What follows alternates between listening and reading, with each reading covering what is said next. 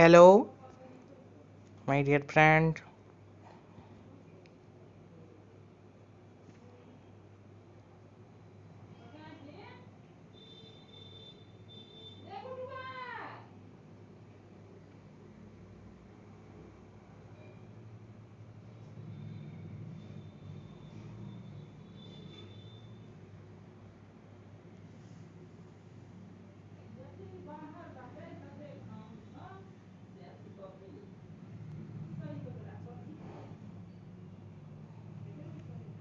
In this lesson, we will learn to create forms. So let's get started.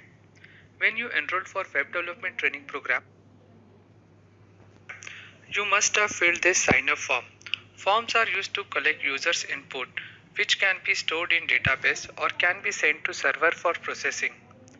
Forms can take different kind of inputs. In this example here, you can give text inputs such as name, last name and email ID. Numeric inputs such as phone number. You may also ask users to choose from predefined inputs. In this case, batch and objective of training program are such inputs. Let us learn how forms are created using HTML.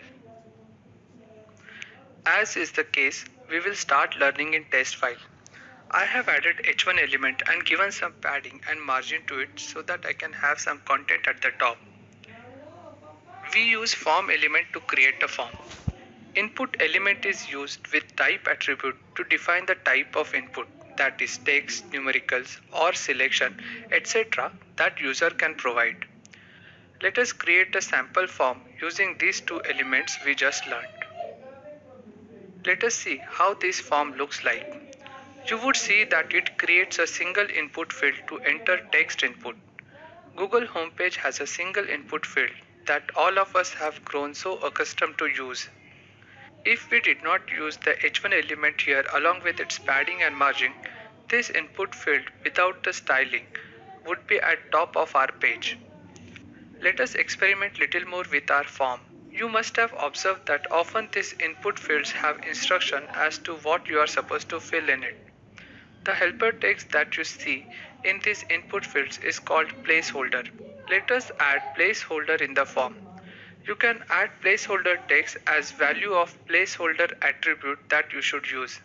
When we see the output, you would observe that the input field has an instruction for the users. Let me make it two input fields, maybe first name and last name.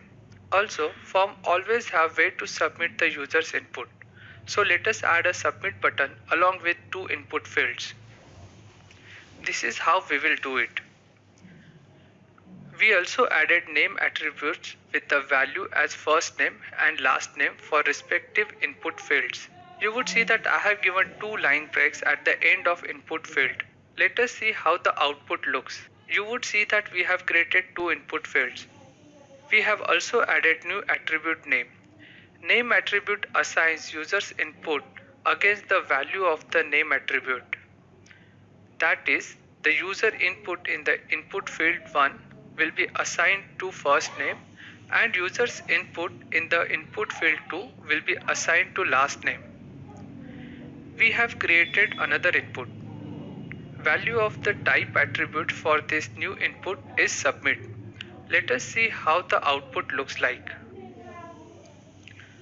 You would see that we have created three input fields. Two of them are supposed to accept text inputs from the user. The final input looks like a submit button. Please note that a button is different from submit input of the form. Submit has functionality unlike button. It is used to submit values entered by the user. Instead of placeholder, you can have predefined value as well. All you have to do is use value attribute with value as predefined value you would like to have. In this lesson, we learned to create forms and to add input fields to allow users to submit text content. In the next lesson, we will learn how to create a form that will allow users to select